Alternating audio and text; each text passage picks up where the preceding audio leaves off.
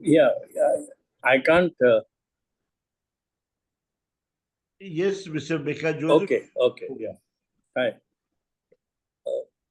Father Peter, thank you for calling me. And as you rightly said, I am a lay person. So I'll try and be as brief and to the point as possible without quoting too much from the scriptures. I'll present everything from a lay person's point of view. The topic you have given me is what is the importance to nature or the earth by my religion, which is Judaism. So before I go ahead, I think the greatest gift given to us by God is life. And therefore, let us thank God for the gift of life. I will say a small prayer, which probably most of us say every morning when we get up in their own language from their own religion. Baruch atah Adonai, Elohenu melech haolam, shehiki yanu, vehiki vanu, vehigi yanu, lazamanasi. Blessed art thou, Lord our God, ruler of the universe, who has given us life, sustained us, and allowed us to reach this day. I will quote very little in Hebrew,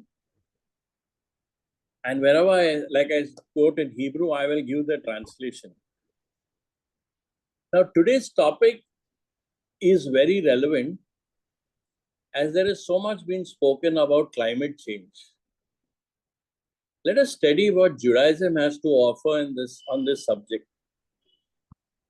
For thousands of years, Jewish teachings point to the need to stop exploitation of natural resources for short-term benefit. Jewish law calls for the care of natural resources and forbids wanton destruction of them. Let us start at the beginning. The Old Testament tells us a story of the creation. The Old Testament, when telling the story of the creation, tells us that in the beginning, God created something different every day. In the first 6 days, He created the heavens and the earth, the seas and the waters, the sky, land and grass and fruit and trees, day and night, the seasons, the plant kingdom, animals and birds, and all living creatures. On the 6th day, God said, let us make man. Let us make man in our image, after our likeness, and let them have dominion over the fish of the sea, over the fowl of the air, and over the cattle, and over all the earth, and over every creeping thing that creepeth upon the earth. Now, I've quoted from the Bible this. The point I'm trying to bring is that God created human beings in the divine image, in the very image of God, making them male and female. But the point I want to stress is God gave man dominion over all the creatures of the earth. And God rested on the 7th day and made that day holy. For us, this holy day is known as the Sabbath. I'll talk more about this later. Therefore, it is clear that God placed all things in our care, in the care of man. God has commanded us to live in peace with all living creatures and walk softly in their presence. The Jews have taken this command very seriously. Jewish law calls for the care of natural resources. I'm repeating this, and forbids wanton destruction. Jews consider environmental issues as spiritual ones. We believe that God dwells within all creation. And that is why I feel today's topic is so relevant in what is happening. With the growing global concern about climate change and water and food shortages, Jews have become more active in treating environmental issues, since we also treat these issues as spiritual ones. With the advent of the environmental movement, the focus of modern Israel is on the greening of the nation. I mention Israel because Israel is a theocratic state. Tikkun Olam, that is, repair the world, is the goal of the Jews and the central theme of this talk. We believe that God's presence dwells within all creation.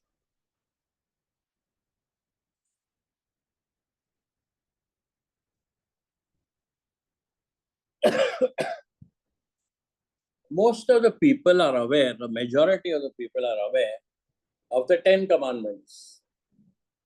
What many are unaware of is that the Jews have 613 commandments. So basically, the 10 commandments is like a decalogue.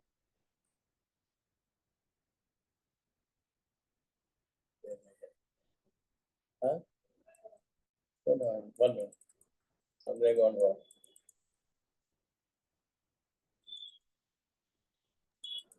To give an example of a few, just an example of a few of these 613 commandments, 65 says not to break down houses of worship or to destroy holy books.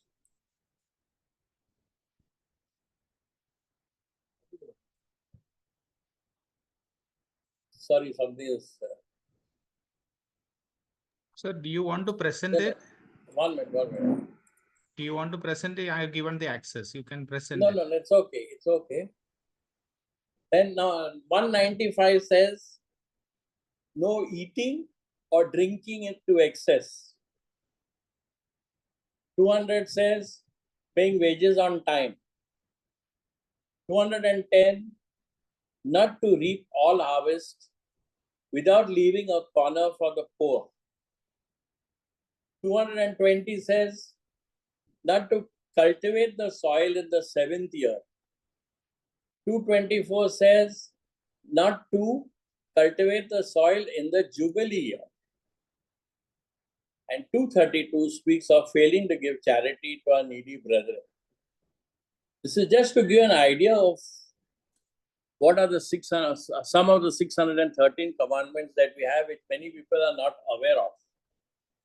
Now, just as the Christians have adopted the cross to symbolize the religion, the Jews have adopted what is popularly called the Star of David as their symbol. This is the 6-pointed star, unlike the pentagram, which is 5-pointed. Basically, it is 2 triangles, one with its point up and another with its point down. And both are superimposed upon one another. One triangle represents the mundane world and the other, the spiritual world. This symbolizes that to attain the goal of human existence is to balance the two worlds, the material and the spiritual. We have to achieve the unity of these worlds here on earth, as we have to incarnate here on earth and work out our karma here on earth. The earth is a living planet.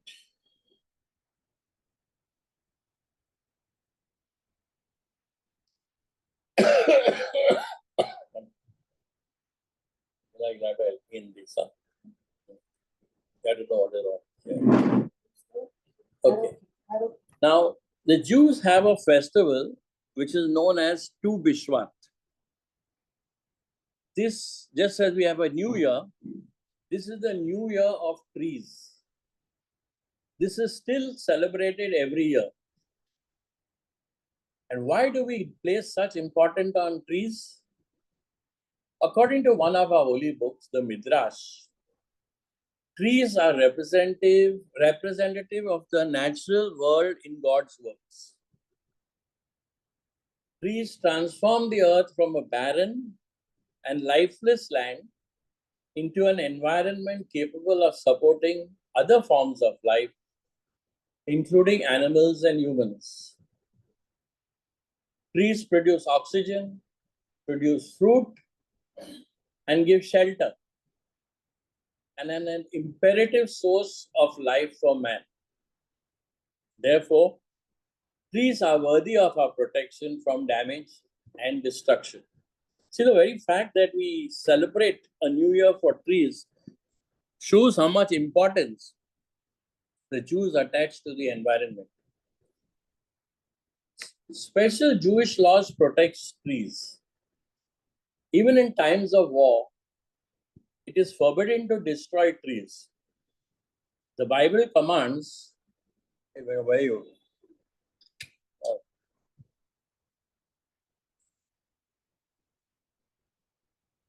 One minute, Leora, 1 second.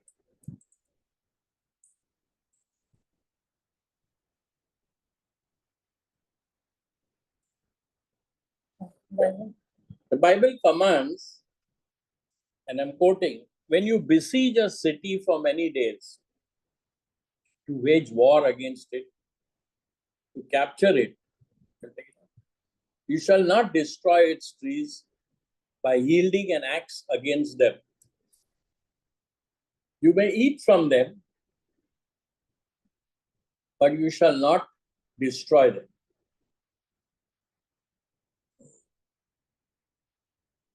Sorry about all this confusion.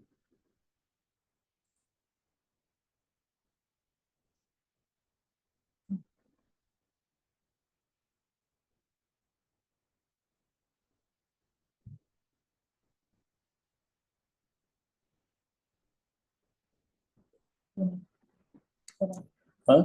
No.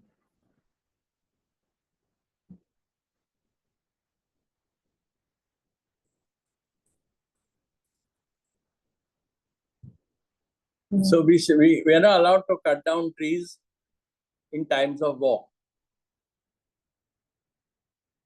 The question asked is the tree of the field a man to go into siege before?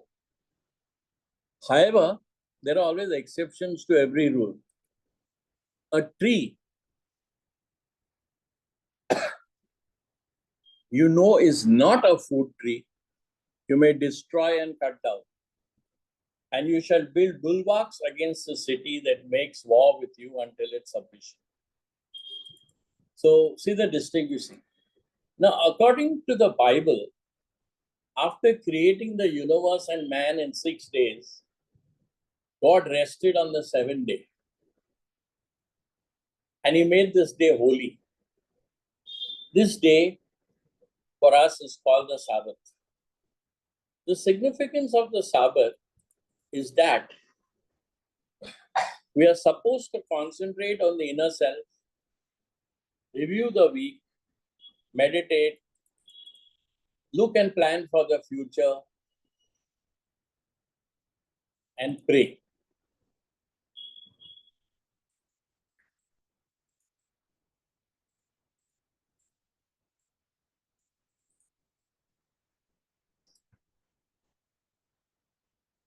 Similarly, the Torah, that is our holy book, calls upon the Jews to work for 6 days and rest on the 7th. In a similar manner, it calls upon us to till the land for 6 years and let it rest in the 7th year. As it is said in Exodus, for 6 years you shall sow your land and gather its produce. But in the 7th year, you are to let it go, and let it be that the needy of your people may eat and what remains, may eat what remains, and the life wild of the field shall eat. Thus, this is known as Smita, which means the land shall rest as a Sabbath to God. So we spoke of, mundane life and spiritual life. So we try to treat both on more or less the same principles. Now, why do they do this? It also has a scientific reason. This is meant to make the earth more fertile and stronger through letting it lie fallow. This occurs by people refraining from planting, pruning, plowing, harvesting, or engaging in any form of working the land.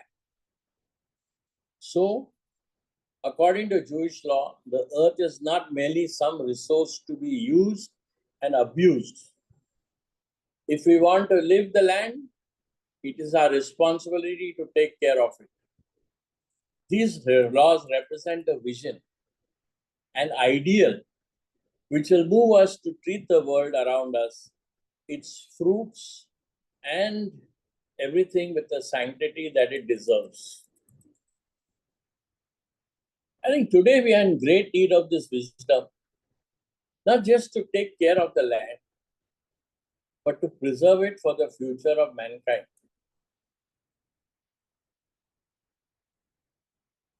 Another commandment that is central to Jewish environmental ethics is the command of Bal Chastity, which means do not waste or destroy. Even taking more food than one eats is Bal Takshit. Overeating may be a double transgression of Bal Takshit. First, by wasting food, and second, by harming one's body. Many people assume that these laws pertain exclusively to the land of Israel and to the Jews. But you see that actually Judaism is more a way of life. And all this, is applicable and helpful to people of all religions, all the people of the earth. Now, what happened is that for almost 2,000 years, majority of the Jews were in the diaspora. And so few Jews lived in Israel.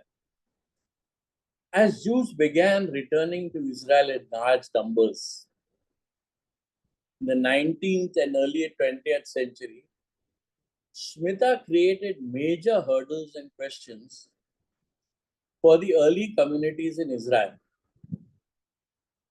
They were trying on one hand to keep true to the ancient law of the land, and on the other, to meet the conditions necessary for comforts they had grown accustomed to in a modern European agricultural and economic systems.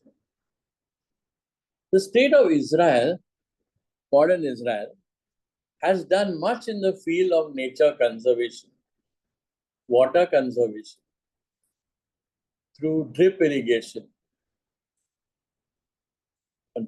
You're probably aware that drip irrigation, makes use of every drop of water. And so, they also were pioneers in the development of solar energy. Now, while much of the world is facing deforestation, Israel has made what was a desert bloom. At the time of the birth of modern state Israel, the land was barren, mostly barren, a desert and marshy. The founders of the state of Israel imported eucalyptus trees and planted them in marshy areas. These trees absorbed the marsh and bog, and thus they were able to convert it to a productive piece of land. See, we have used nature as far as possible to correct nature. Like I always tell people, yes, I worked in a hospital, but doctors help, medicine help. but the basic healing is always done by the body itself. 90% of the healing is done by the body itself. Now, God created everything. If we should regard the things beneath us as objects without rights, not perceiving God who made them, and therefore desire that they feel the might of our presumptuous mood, instead of using them only as a means, instead of using only as a means of wise human activity, then God's call proclaims to us not to destroy anything. Only if we use these things around us for wise human purpose, only then we have a right to them as human beings. This is very clear. However, if we destroy, if we ruin, at that moment, as per Jewish law, we are not human and have no right to things around us. God has lent them to us for wise use only. We should never forget that everything belongs to God. We should never forget that God lent them to us for use, and so we are like trustees, and we should show the responsibilities of trustees when we take care of things. As soon as we use them unwisely, be it the greatest or the smallest, we commit treachery against God's word. It's like committing murder and robbery against God's property. We sin against God. Today we use and waste vast amounts of resources. Indeed, certain practices in our society directly conflict with the principle of bath tasking. Let us examine modern day examples of throwing out edible food. According to a 2001 study conducted by the Food and Agricultural Organization of the UN, roughly 1/3 of the food produced in the world for human consumption every year is lost or wasted. While some of this food is inedible, part of it was good food discarded by satiated diners or edible leftovers thrown away from the fridge. This discarded food is thrown in garbage dumps. This decomposing food waste produces methane, a potent greenhouse gas. Now, I said I am going to keep it very short because I am a lay person.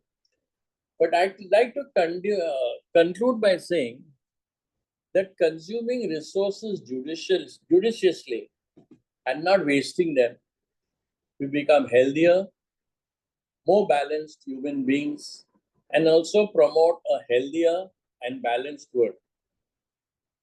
Today, we are in great need of this wisdom, not just to take care of the land, but to preserve it for the future of mankind. I am sure that in these times of climate change, thinkers and activists addressing global environmental problems and economic stability will see the wisdom in adopting many of these laws for all mankind. Father Peter and I don't know how many other priests are there, but I appreciate the efforts that you all are making in these interreligious talks. It, makes us understand other religions better and brings about religious tolerance. You have introduced this topic and the solution suggested by all religions against wastage and exploitation of natural resources. This wastage and exploitation can be described as a sort of a war against an external enemy.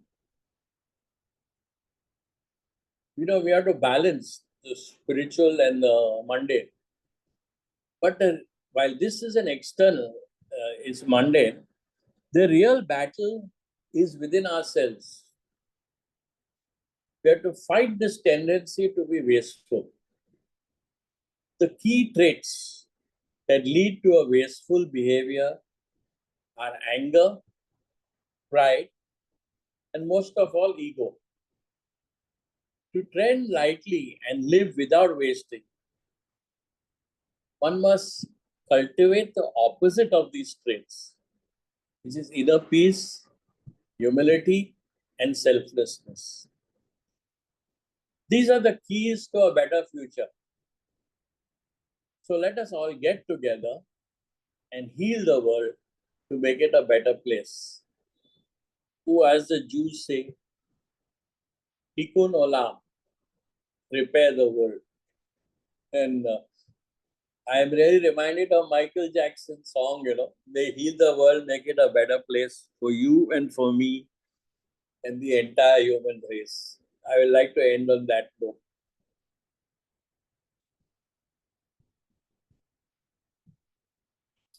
Thank you very much. Thank you, Micah, for your short and focused explanation. Now we'll keep it open to the house. Anyone would like to ask any clarifications on this topic? What Micah has shared, you're most welcome to do so. Unmute yourself and introduce yourself and ask the question.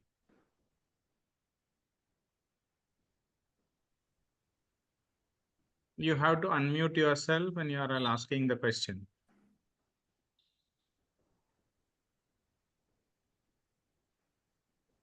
No, since nobody is asking question, I said I should ask a question.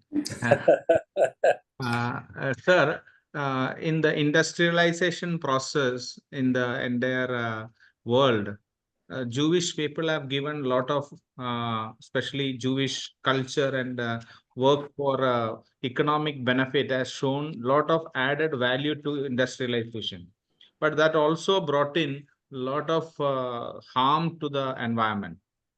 Can you comment on some of the aspects that why that aspect of materialistic world as well as the spiritual world without compromising the environmental factors, how can we develop or how we can move ahead? See, Father, this is more a philosophical question. I would look at it that way. That God has also given us free will. We have a right to choose. Now, the intentions of all these creations is good. But then some people, like as I had said, this thing, we all have egos and, pride and all that. These are the things which lead to the negative side of things. Look at war. How much money is going into war? Do the nations not realize, especially those nations where the inflation rate is high and many people are starving, do they not realize that it is only in times of peace that there is prosperity?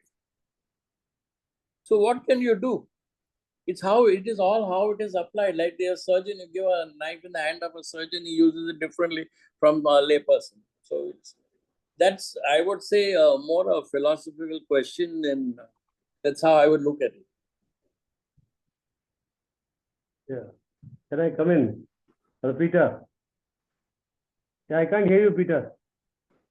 I can't hear you. Oh. I think you should unmute himself. We can hear you, Father Robert. Okay. Yeah. Micah Joseph, thank you very much for your presentation on the Torah and the Judaism perspective of religion, nature, creation. I do believe that every religion says that creation is important. Most of the religions would say. Very soft, I'm sorry, yeah. Can you hear me? Yeah. I can. All the religions would say that creation is important, God has created, and there's a spiritual aspect to it. I feel in our dialogue and our this thing, we should dwell more on the practical aspect of preservation of creation. For example, Israel, just the opposite of what Gilby said. I think there is a lot of innovation in Israel which is coming to the agrarian world outside. For example, India benefits a lot of its innovation and cost, also the newness, the sprinklers in the farming, etc., is a great contribution. So I think in the name of religion coming together, can we come about preservation of various nations, various religions, how we are coming out, how we can preserve the earth, because we believe we are believers in God and God has created the universe. So to preserve this earth, we are really feeling the spirituality aspect. Can we bring about our spirituality together? Forget about our practices, forget about our philosophy and theology, how God has created, but a common platform that creation is common to all, and can we come together propagating how we can preserve our nature? Are you a priest? I don't know if you're a priest. Yes, yes, he is. Okay. And as I mentioned in my talk, we are supposed to balance the mundane world and the spiritual world. Correct. It's not that God has just created, everything belongs to God.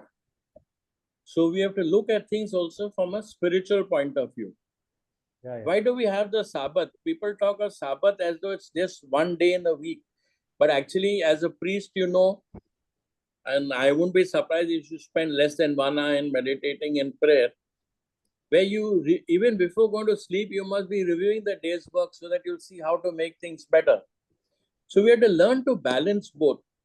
And I think we can only balance both, what you're saying, is if we look at that every man and woman is made in the image of God. If we look at the spiritual side of things, everything will be different. And as I think I said it in my talk also, that at least I think most religions, it is more a way of life.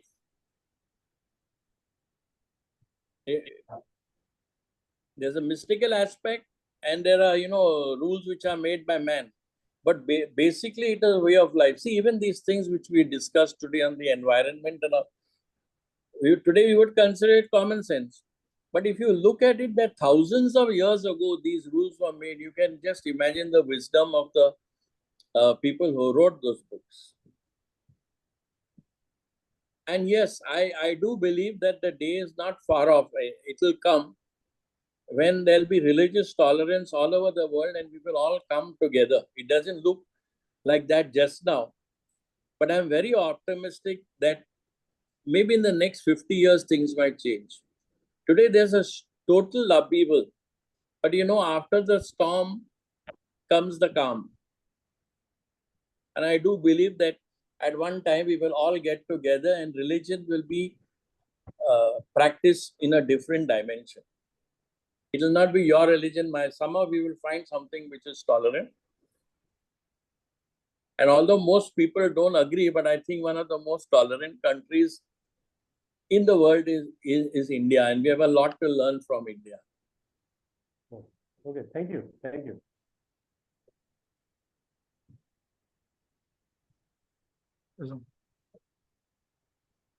May I ask a question, please? Sure, man. Mr. Micah, sir, this is... I can't see you, but... this is in relation to talking about giving the land 7 years of rest.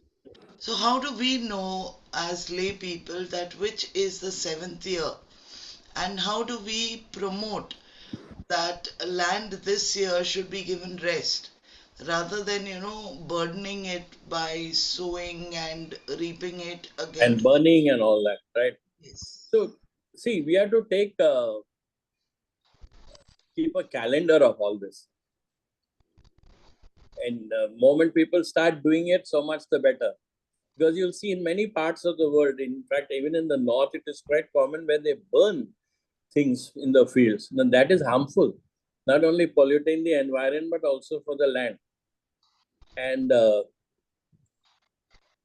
I remember one year reading in the papers that, Israel shares its knowledge and its technology in agriculture.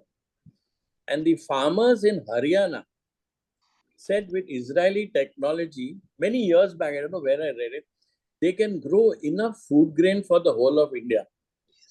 So it's not that, there is not enough, there's enough for everybody, but we try to be greedy. So if we ourselves are modest in what we do, we ourselves, decide that, okay, we don't need to waste so much or spend so much, be so greedy about things, I'm sure things will be better. So how do I calculate that this is the 7th year? Well, if you have not done it earlier, approximately, if you know, 7 years for that land which you started tilling, it's a common thing.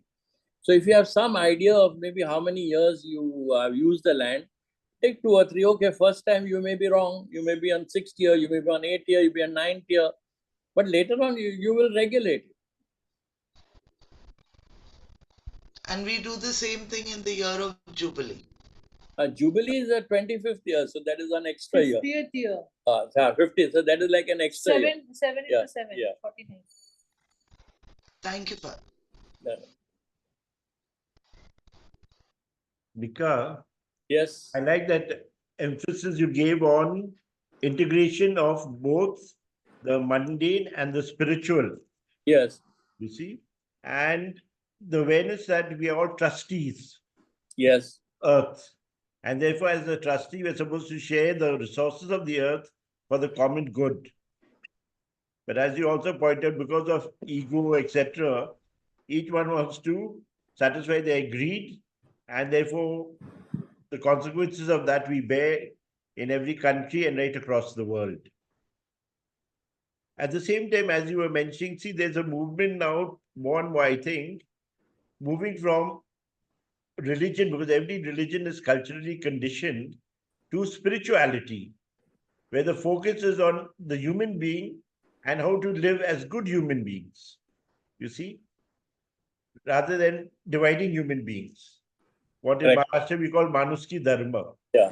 I think that we should encourage and develop, because I think that is the only way we can all live in harmony as brothers and sisters of one God. Father Peter, I also said one more thing. Besides mundane and spiritual, even in religion, there are two aspects.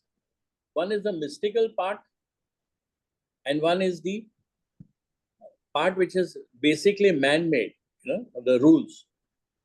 That the mystical part is somehow or the other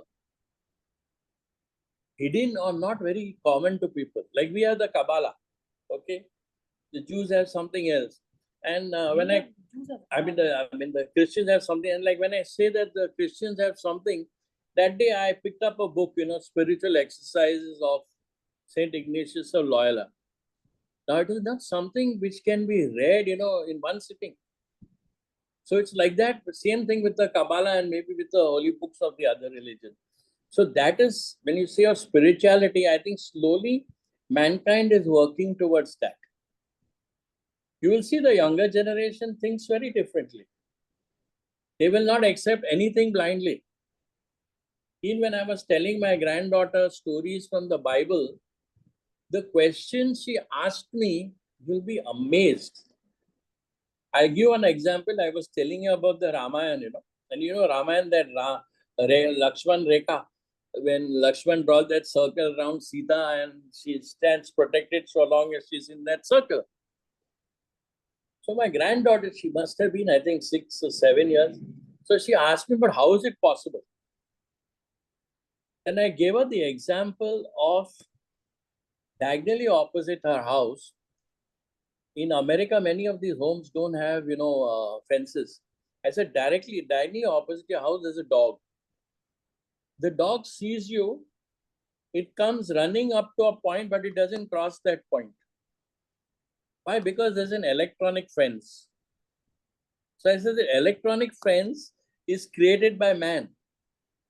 But man used his mind to create that. So I said, you don't realize what, when we say we are made in the image of God, we also have this creativity within us.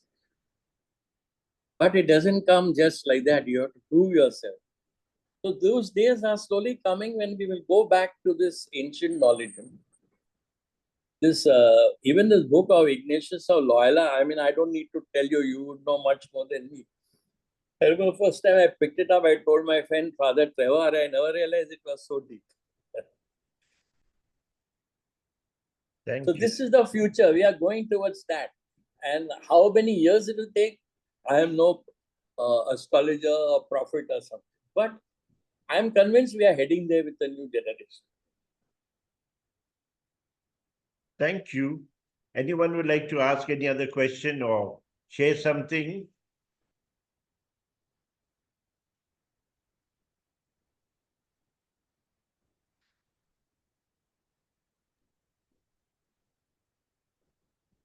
Hello. Yes. Hi, this is Amira Joseph. I'm actually Micah Joseph's daughter. Okay. So you're And beginning to question your father now. Why not? Why always. not? He never, I have to say, he's never discouraged any of my questions. Most of the, if he didn't know the answer, he'd make up an answer. Then But I I'll had to answer find her. out later. Yes.